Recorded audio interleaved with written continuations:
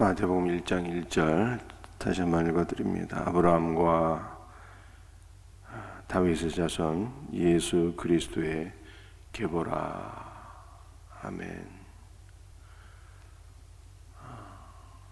예수님의 족보를 먼저 말씀하고 있죠. 아브라함의 자손 예수 그리스도라 이렇게 말씀하고 있습니다. 아브라함의 원래 이름은 아브람이었어요. 아브라함은 고귀한 아버지다라는 뜻이에요. 근데 하나님께서 아브라함의 이름을 아브라함으로 바꿔주셨어요. 아브라함의 이름에 영어 표기로 표현하면 H 사운드, H, 알파벳 H가 들어가게 된 것인데, 이 알파벳 H는 히브리어로 말하게 되면 생명을 의미하는 자음이에요. 생명. 히브리어는 상형 문자이기 때문에 자음 하나하나가 다 의미가 있죠. 그래서 아브라함의 생명이라고 하는 이 자음이 들어가서 그 의미가 확 바뀌게 되는데, 아브라함은 열국의 아버지다라는 뜻이에요. 열국의 아버지. 즉 아브라함은 갈대아 우르에서 우상을 숭배하며 살던 자였는데, 그가 살아계신 하나님을 만나서 영적 생명을 얻어 열국의 아버지가 되었다 라고 하는 뜻이 되겠습니다. 하나님께서 아브라함에게 한 자손을 약속해 주셨죠. 아브라함이 하나님께 영적인 생명을 받아서 열국의 아버지가 되었지만, 하나님께서는 아브라함에게 사실은 많은 아들을 약속하신 것은 아니었어요. 한 아들을 약속하셨죠. 내 자손이 하늘의 별처럼 번성하게 될 것이라고 하는 약속의 말씀을 주셨습니다. 즉 하나님께서는 아브라함에게 한 아들을 약속해 주셨는데, 그 아들을 통해서 많은 영적 후손들이 번성하게 될 것이다 라고 하는 그 약속을 주신 것이죠. 그렇다면 그 하나님께서 아브라함에게 약속하신 한 자손이 누구입니까? 바로 예수 그리스도예요. 그래서 갈라디아 3장 16절 말씀을 보게 되면, 여럿을 가리켜 그 자손들이라 하지 아니하시고 오직 한 사람을 가리켜 내 자손이라 하셨으니 곧 예수 그리스도시라 이렇게 말씀하고 있습니다. 하나님께서 아브라함에게 한 자손을 주시겠다고 약속하셨는데, 아브라함은 그 한 자손을 얻어서 그 한 자손 예수 그리스도로 말미암아 많은 영적인 후손들을 얻게 된 것이죠. 그래서 아브라함이 열국의 아버지가 되었다. 성경은 이렇게 말씀하고 있는 것입니다. 다윗의 자손 예수 그리스도의 족보라, 계보라 이렇게 말씀하고 있어요. 예수님은 아브라함의 후손으로 오셨고 또 다윗의 자손으로 오셨다. 이렇게 말씀하고 있습니다.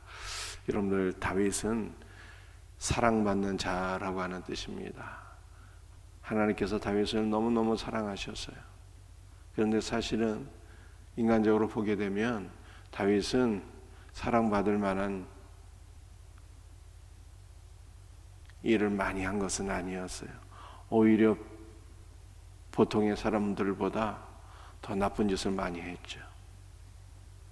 간음죄를 저질렀고요, 살인죄를 저질렀고요, 거짓으로 자신의 죄를 은폐하기까지 했습니다. 그러니 다윗이 다른 사람들보다 사랑받을 만한 조건이 많이 있어서 하나님께 사랑을 받은 것이다 이렇게 생각할 수가 없어요. 하나님께서 다윗을 사랑하신 것은 그냥 무조건적으로 사랑하신 거예요. 하나님께서 무조건적으로 다윗을 사랑하셨어요. 무제한적으로 다윗을 사랑하셨어요. 왜 그렇게 하셨을까요? 그가 예수 그리스도의 조상이기 때문입니다. 다윗 안에 예수 그리스도께서 계셨으니 하나님께서 다윗을 사랑하셨고요.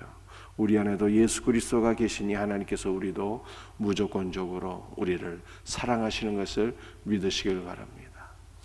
여러분들, 사실 다윗도 하나님을 너무너무 사랑했죠. 하나님의 성막이 바람에 펄럭이는 것을 보고 성전을 건축하기를 소원했습니다. 주님을 사랑하는 마음이 그만큼 컸어요. 언약궤를 예루살렘 성전으로 모셔올 때 다윗이 하나님의 언약궤를 얼마나 기뻐하고 사랑했는지 그 앞에서 춤췄어요. 그 언약궤는 예수 그리스도를 가리키는 거예요. 다윗은 주 예수 그리스도의 조상이요 주 예수 그리스도를 너무너무 사랑해서 그 앞에서 기뻐하고 찬양하고 춤췄는데 자신의 바지가 벗겨지는지도 모를 정도로 기쁨으로 춤을 췄어요. 그리고 그 언약궤를 위하여 하나님의 성전을 건축하기를 원하는 소원을 갖기도 했습니다. 하나님께서 피를 너무 많이 흘린 군인이어서 다윗이 성전을 건축하는 것을 허락하지 않으셨지만 내 왕위가 영원히 경고하리라 라고 하는 언약의 말씀을 주셨는데, 그것은 다윗의 왕권을 가리키는 것이 아니라 내 후손 예수 그리스도의 왕위가, 그의 나라가 영원히 견고하게 서리라. 예수 그리스도의 나라, 하나님의 나라가 영원히 견고하게 세워지리라 라고 하는 약속의 말씀이었습니다. 여러분들, 우리가 오늘 마태복음 1장을 보게 되면요, 예수 그리스도의 족보잖아요.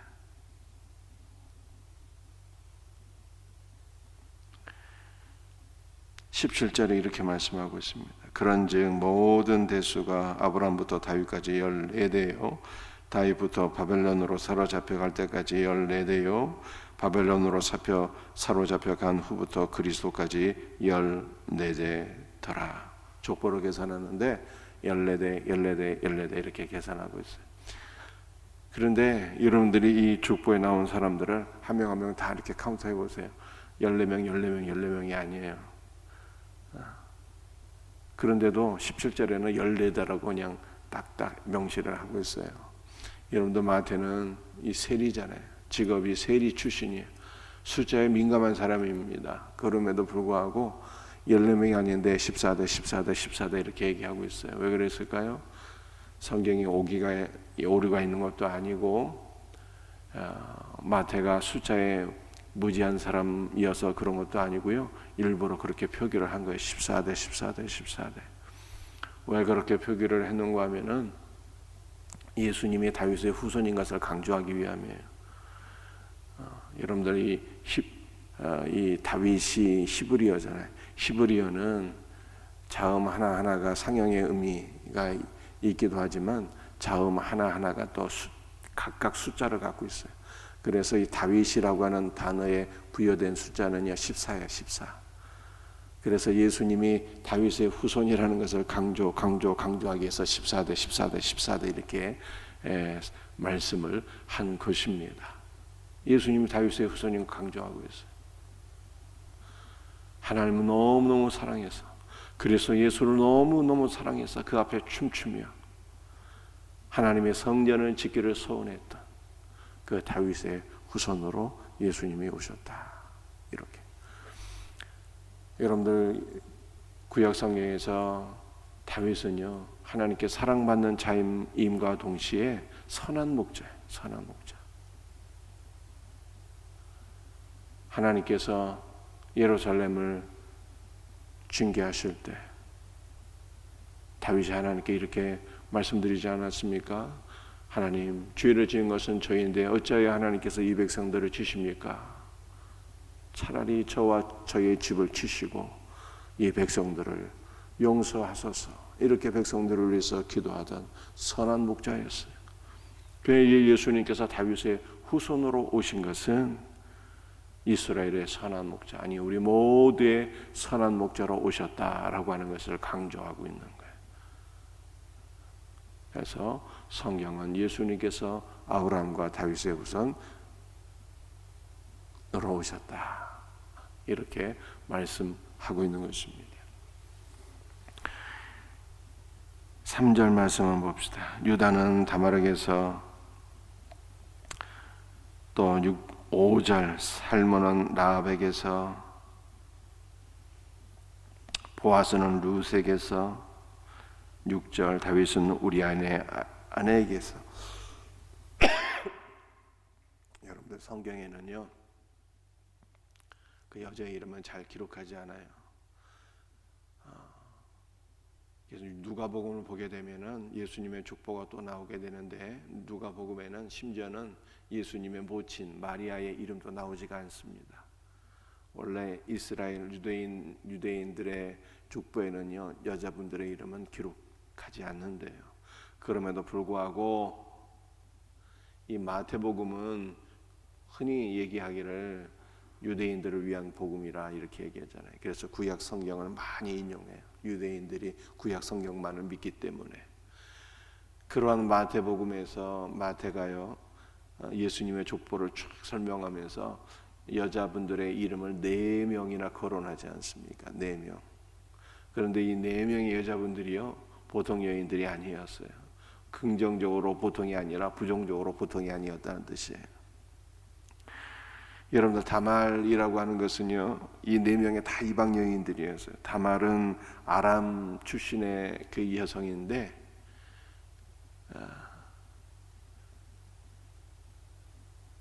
오늘 본문 말씀 3절에서 유다는 다말에게서 베레스와 세라를 낳았다 했는데, 유다는 다말과 어떤 관계였습니까?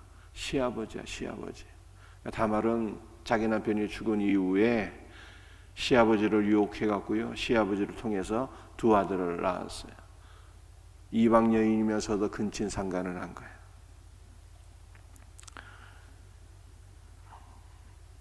5절 말씀을 보게 되면요, 라합에게서 보아스를 낳았고 이렇게 말씀하죠. 라합. 여러분들, 라합은 여리고성의 기생이었어요. 기생.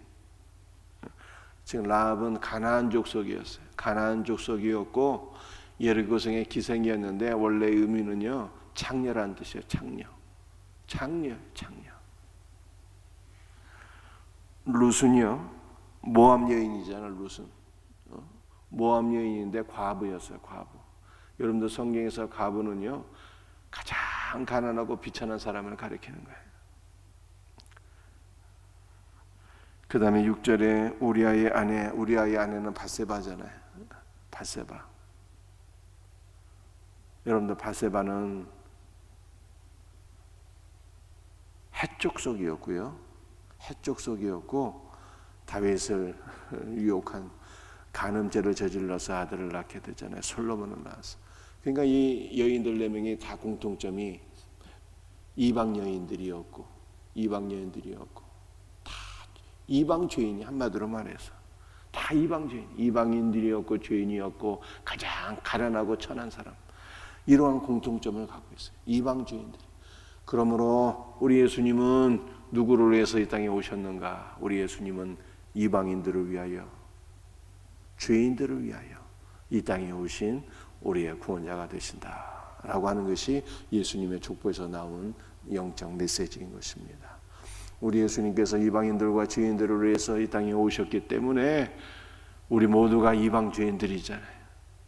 다 이방 죄인들인 우리가 주 예수 그리스도를 통하여서 죄사함과 영원한 생명을 얻게 되었다라고 하는 것이 마태복음 1장의 메시지인 것입니다.